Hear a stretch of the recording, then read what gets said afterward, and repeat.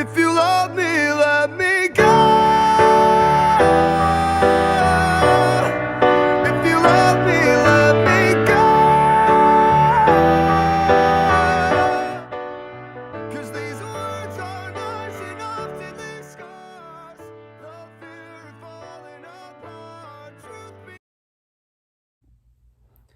Born and raised Las Vegas band Panic at the Disco has gone through a long and tumultuous history. Beginning its journey in 2004, they've gone through numerous changes in membership, a variety of sounds, and even a short-lived name change. But beyond that, in this almost 20-year journey prior to disbandment in 2023, the music that stemmed from it has impacted the lives of millions and told a story that's unlike any other in my opinion. Throughout the course of this video essay, I'd like to accomplish a couple of different things. However, the main goals are to briefly establish the sound and influences on each album, the people that helped to create it, as well as explain the messages and circumstances that led to each unique sound and the story behind them, culminating in a track-by-track breakdown of their final and controversial album, Viva Las Vengeance, and why I believe, while many may disagree, that it was the perfect send-off for the band. I chime in with a haven't you people ever heard of closing a damn door, no? It all began in 2005 with their debut album, A Fever You Can't Sweat Out. Releasing to mixed critical reception, this wouldn't slow the band down because the fanfare was unlike anything seen before in the pop-punk scene. Having been recorded entirely before the band had ever even played a live show, largely fueled by their young age, with the members having just finished high school a mere month before production began, it is also the only album to be recorded with the entire original band, consisting of frontman and lead singer Brendon Urie, Ryan Ross on guitar and backing vocals, Spencer Smith on drums, and the soon-to-be-estranged Brent Wilson on bass guitar. The album was produced in only 3.5 weeks, with half the tracks completed before they ever stepped foot in the studio. The album kickstarted the band's rapid rise to fame due to a variety of elements, of course, whether it was from Ryan Ross's lyricism that was considered more poetic than even musical at the time, Brendon Urie's unique vocal tone, which was unlike anyone else in the pop-punk scene leading their bands, or of course, the theatrical circus-esque aesthetic that they took to the stage. Things seemed to be looking up for this Vegas-born boy band, but they had a lot to live up to with their follow-up album. Yeah, we're feeling so good, thinking of things we shouldn't read. It looks like the end of history, as we know. It's just the end of the world. Fans were conflicted, to say the least, about the new album. Everything about the project marked a very sharp departure from what fans had been introduced to 3 years prior. Even the name changed from Panic at the Disco, with an exclamation mark, to Panic at the Disco, without an exclamation mark. While the album has stood the test of time in an immense way, largely being referred to within the fandom as the best album nowadays, it was a truly divisive album at the time for both fans and the band themselves. Musically, the album was far more influenced by guitarist Ryan Ross leaning into his own influences, such as the Beatles, taking on a more folk rock vibe than the previous album's pop-punk roots. While this would pioneer the band's staple of shifting sounds every album, it would also cause turmoil in the band, with Ryan Ross and new bassist John Walker looking to continue developing the sound that Pretty Odd had introduced. Brendon Urie and Spencer Smith, on the other hand, had very different plans for how the band should continue. Though the band would go on to tour the album and remain on good terms, on July 6, 2009, tragedy would strike. Ryan Ross and John Walker announced they would be dropping the band to form their own group, the Young Vanes, in hopes of continuing to develop this new, more folk rock sound.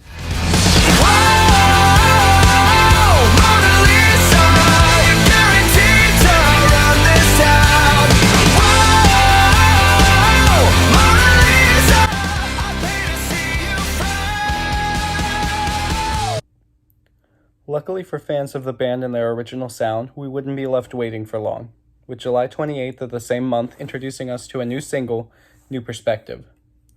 Though this single was only produced for the film Jennifer's Body, it would be a glimpse at the heavier pop-punk/rock sound that would encapsulate their next outing. 2 years later, on March 22nd, 2011, Panic at the Disco, returning the exclamation point to their name, would release their third studio album, Vices and Virtues. Though lead singer Brendon Urie had been involved in the writing process to some degree for both their freshman and sophomore outings, This would mark the first album in which he was the primary writer, foreshadowing the future sound that the band would evolve with. This would also serve as the least successful album, with critics praising the musical diversity present within it, but also noting that Urie's lyricism lacked the depth of concept that Panic at the Disco had become so known for. That being said, it's a very important transitional album for the band, keeping them alive when the future seemed bleak. The themes of manipulation and betrayal, most likely fueled by the split, not so far in the past, resonated with the audiences enough to keep Panic at the Disco alive and well in the future to continue their development.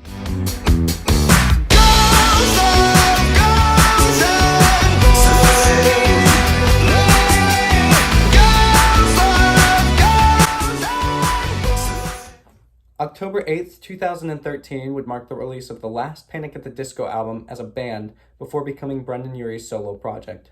The fourth studio album, Too Weird to Live, Too Rare to Die, incorporated a new synth pop style with more electronic pop elements reminiscent of earlier work. The album was recorded by Brendon Urie, Spencer Smith, and the new bassist Dallin Weeks, who would soon leave to form his own group similar to Ryan and John's earlier departure. It's worth noting that the titular track, This Is Gospel, one of the band's most popular, was written as a send-off to Spencer Smith, who was struggling with addiction at the time and played into the album's themes of loss and letting go, as well as appreciating Vegas and where they came from.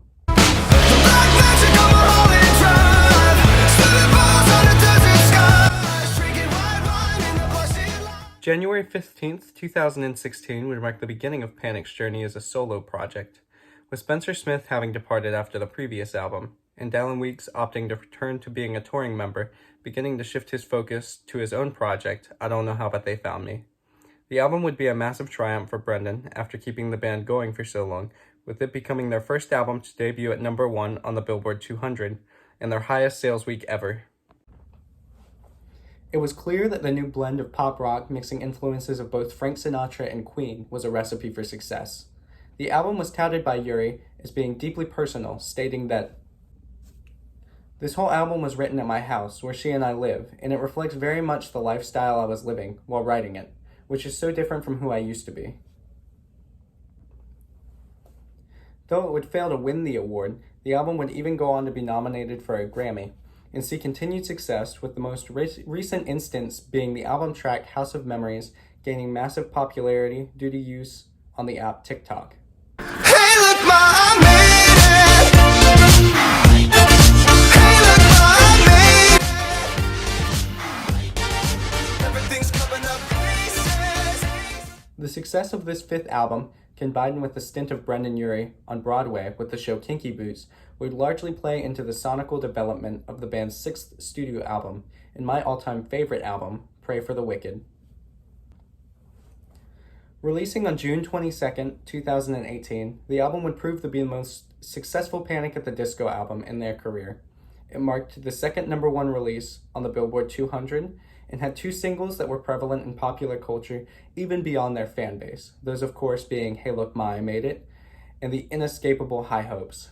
The album was clearly influenced by both the recurring suspects, such as Queen, as well as Broadway implementing theatricality that hadn't been seen since the first tour. It's worth noting, in my opinion, that you can begin to see the decline of the band in terms of Brendon Urie's attitude, with lines such as, They say it's all been done, but they haven't seen the best of me. So I got one more run, and it's gonna be a sight to see. as well as the multi-leg tour, which is something that, as we'll come to see when analyzing the last album, would take its toll on Brendon Urie and begin affecting how he felt about his family and the preferences he had for the band and music versus his personal life. Who's gonna drive me home tonight? Who's gonna rock it till they win the fight? You're the only one that knows how to operate my heavy machinery soul. The combination of all these factors would lead to a 4-year break in between albums. For those of you paying attention to the dates in this video, that's the longest gap since the band split in half in 2009. However, Panic would eventually make their triumphant return and final outing on August 19th, 2022.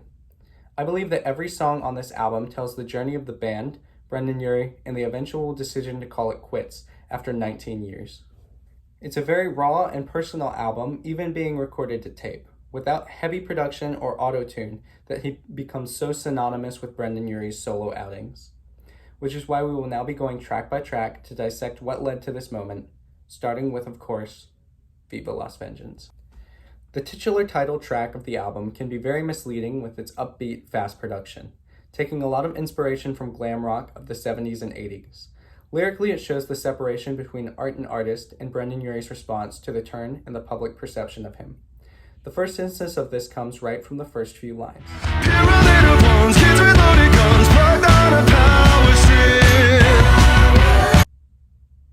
Which I believe is in relation to people hiding behind the anonymity of the internet to lobby criticism without taking into consideration the person it's directed towards. We also know from his Song Exploder interview that the repetition of the chorus, "Shut up and go to bed," was a line lobbied at himself and his inability to step away from music even while he was supposed to be taking a break. I was kind of wandering around my studio aimlessly at 3 a.m., 4 a.m., and I had this earworm in my head. I just kept like humming that over and over. Then I started questioning myself, like, what am I doing here? Why am I still awake right now? Why won't my brain turn off? Shut up and go to bed. Like, I was so drained, but I was restless, because I had this idea and I knew I needed to sleep, but I couldn't. That's usually how it starts for me. I have this thing trapped in my brain. I got to get it out, and it won't leave my head until I put it down melodically. So I shut the doors and started recording all this stuff in the studio. I believe that this song largely focuses on the destructive coping mechanisms that Brendon utilized when all the drama lobbied against him began, discussing how he's on a sofa with sativa, living the dream. A line that I believe refers to him using drugs and substances to stay away from music and get out of his own head. Or most telling, near the end of the song when he begins to discuss giving up the key to paint a masterpiece. What am I doing here? Personally, I believe this is in reference to the 6th album, Pray for the Wicked, which had a painted cover. Something that was commercially successful, but maybe not as artistically fulfilling, leading to the more unrefined and raw sound and nature of this album. And of course, the closer.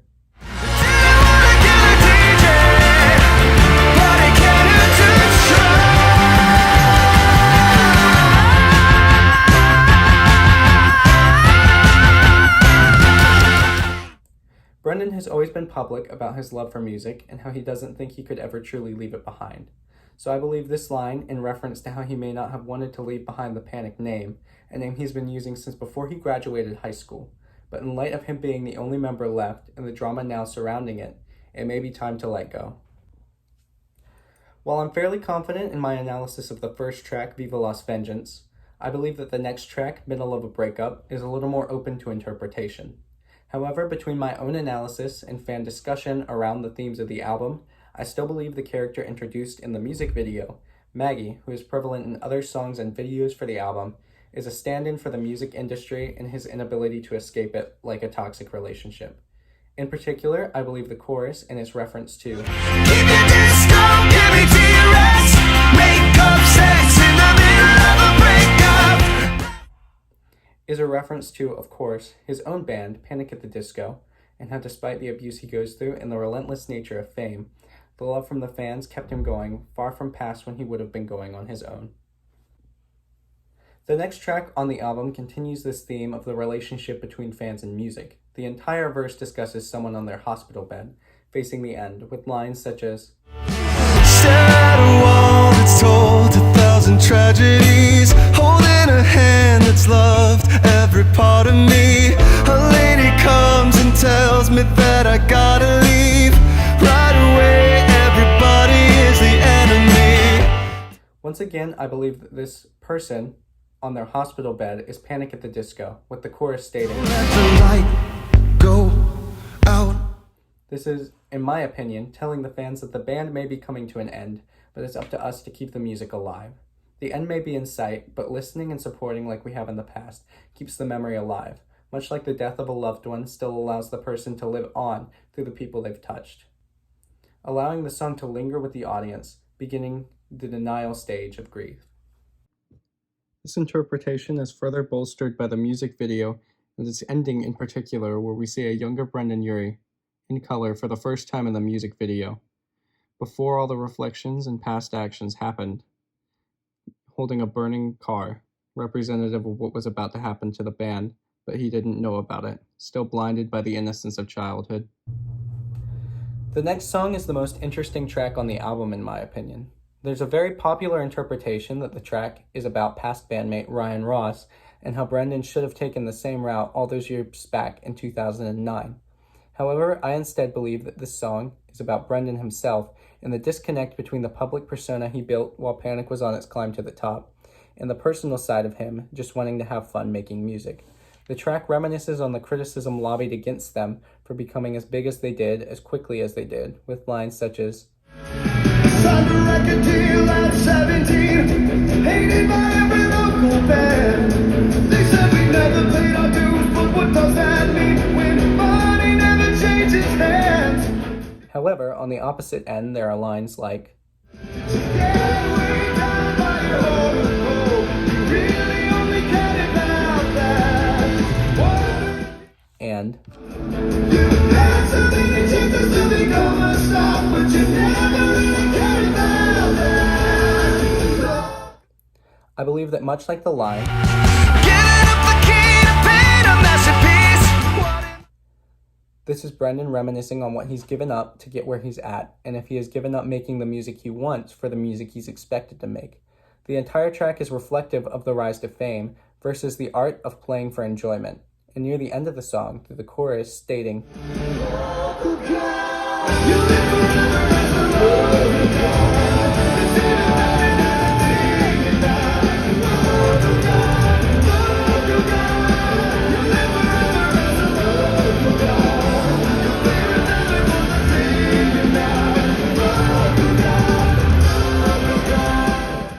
I believe this is Brendon coming to accept what he is and what he isn't, and appreciating both sides of his musical journey. Star Spangled Banner is a somewhat nice reprieve from the tone of the album, with it acting as more of a victory lap, comparing itself to bands such as Electric Angels and Dead Kennedys. They are the new Dead Kennedys. In particular, with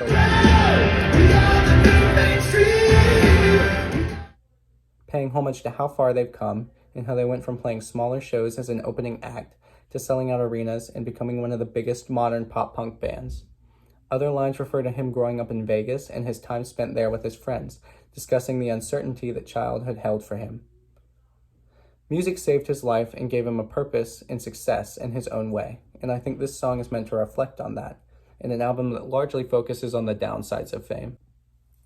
The next track on the album is my personal favorite, and I believe it's the perfect combination of the varying themes on the album, talking about both the rise and the positives behind the fame, and the downsides coming closer toward the end of their career.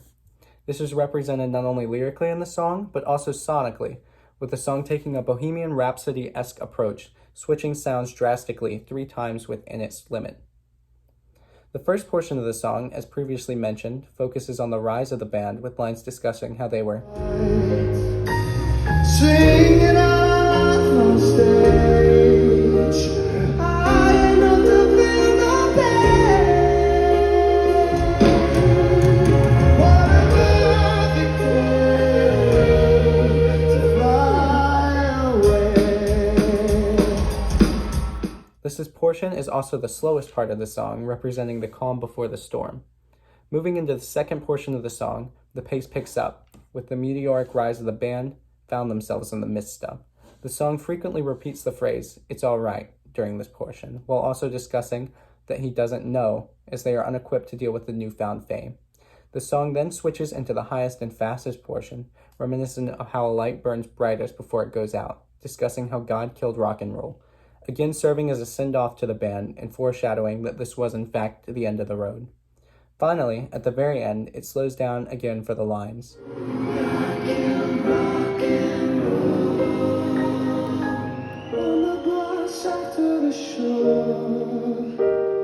Staring down a lonely road, everybody.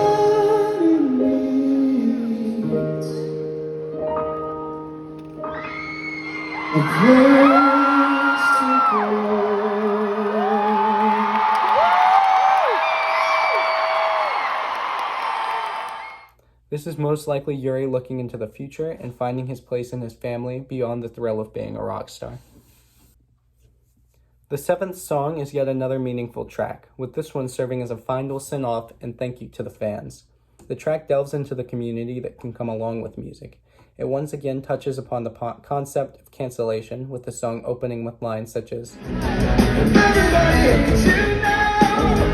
Don't you let it bring you down. but also reminding the listener, and potentially himself, not to let it bring him down, stating,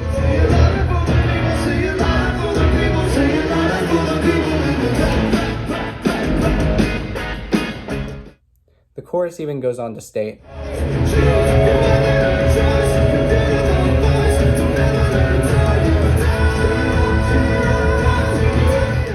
adding further credence to the idea that this album was his rebuttal to the criticisms lobbied against him.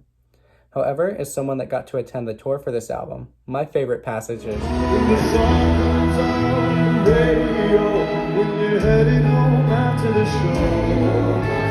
Remember what it's like to be there.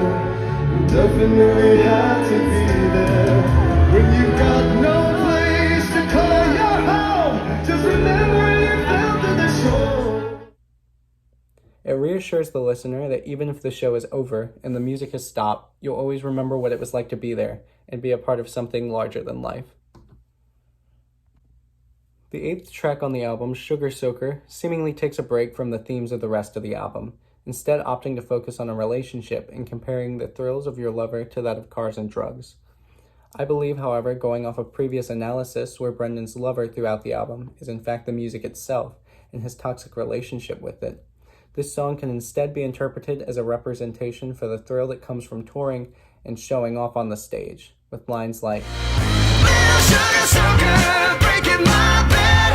Red tail lights in the back of her head. Such a cherry leather looker, drive her till I'm dead. Little sugar soaker, come on, come on, come on, come on. Little sugar soaker, come on, come on, come on, come on, yeah. and Take my yellow, oh, oh, lemon radio, come on.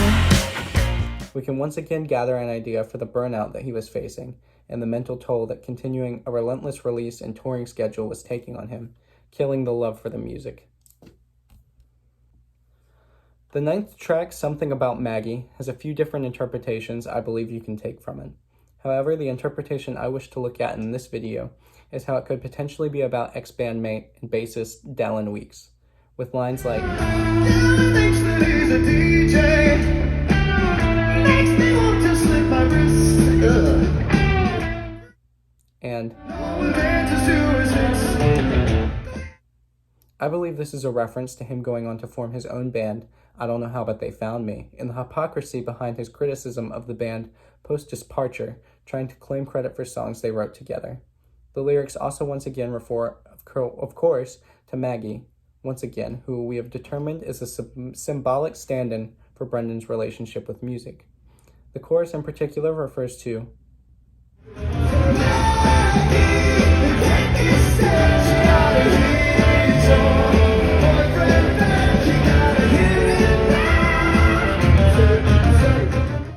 this is potentially Brendon deciding to strike back with his music and use his own tracks to fuel his vindication. This theme of betrayal and lost friends is something that I also believe carries over into the next track. If nothing else in this video essay has convinced you of the overarching themes within this album, then this one should. Sad Clown really hones in on the themes of feeling betrayed and just wanting to be left alone, with the lines, Thought that I had friends, I thought I even liked them, but now I'm thinking maybe not so much. I hit this. This again hammers home the idea of feeling betrayed by the people lost along the way, and even potentially some of the fans who turned on him and his music. This is reiterated in the chorus when he was, 5 minutes, 10 minutes to a half an hour for the rest of my life. Leave me alone. Leave me alone. Your Majesty. and of course, Even though I'm smiling, I'm crying. this part of the song, in my opinion, is probably in reference to the peak of the band that it reached in 2018. While he always implied that he enjoyed this period, and in particular really upped his public presence, doing things like a collaboration with Taylor Swift, a song for Frozen 2, and also doing live streams to interact with the fans, I also believe this is the point in which he really burned himself out and wore himself beyond the point of return. It does have a somewhat optimistic take, though, with the Italian phrase, vincerò, translated to, I will be victorious, again reiterating that what we've talked about before still holds up, with this album being sonically free and unauto-tuned, having him reclaim his love and passion for music in spite of it all, doing it his own way. The final stretch of the album continues to tie it all together with the next track, All By Yourself. Once again reminiscing not only on how the music can provide solace and escape from the problems of the real world, but also how isolating the industry itself can be. The song serves as a power ballad to his younger self, telling him that it'll all be okay, and that with lines like, Wood panel walls, rock posters from the mob, playing just for you. he realizes that in many ways he's become the same escape that those bands inspired for him and others. I believe that the song also once again touches on the themes of music being kept alive by the fans even after the artist decides to throw on the towel, stating, Live forever in a day. and, All by yourself. All by yourself. You can change everything all by yourself. music is the catalyst, but without the people listening to it, it doesn't hold the same meaning or importance. The song in my eyes is a self-reflection looking back on what he wanted to accomplish and why he needed the music to save him, but also coming to terms with accomplishing that and being willing to let it go to pursue things that he cares about now compared to the music and the fame that he once needed. And just like that, we're at the end. The final track to ever grace Panic at the Disco's discography, Do It to Death. The song serves as the final ever track from the band in a full circle moment. It focuses on the speed with which his career went by and how hard he pushed to keep it, the energy alive, until he couldn't anymore. The song plays into these themes sonically, starting out with the chorus stating, Take me to the limit, take me to the limit. Nothing lasts forever, so I'll give it a try. Take me to the limit, every single minute. Do it on the dot now before we die. Brendon has always been known for his stage presence and giving his all to every show and studio recording, and I believe that the start of this song is representative of this attitude. This is also represented in the music video, where it literally takes place during the tour, and we see Brendon physically blow up during it, in which we also begin to see a funeral sequence play out throughout the music video, with the silhouette of the album being held up and paraded around like a corpse. Later in the song, however, we also get lines such as, Lose control, step on the gas. Burn a little brighter for as long as it lasts. Growing older happens fast. Nothing's gonna happen if you sit on your ass. This could be the moment that Brendon realized he could no longer keep up with the energy and consistency pop stardom requires, and his priorities are different from what they were 19 years ago. From here, the song continuously repeats the chorus before slowing down, taking a moment to let the instrumentals play out, before a softer, more toned-down version of the very lines that started the album fade back in.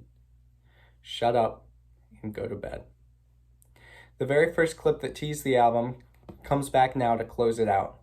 A line that was directed towards himself has finally come to fruition, and with the end of the band, he can finally rest.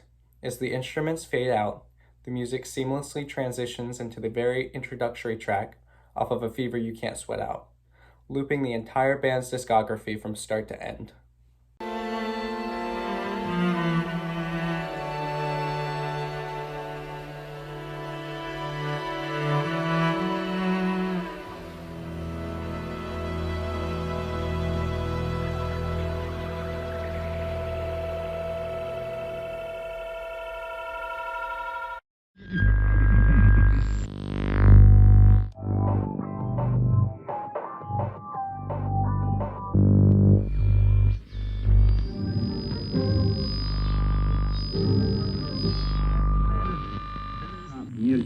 stało się szerokim odgłosem w Stanach.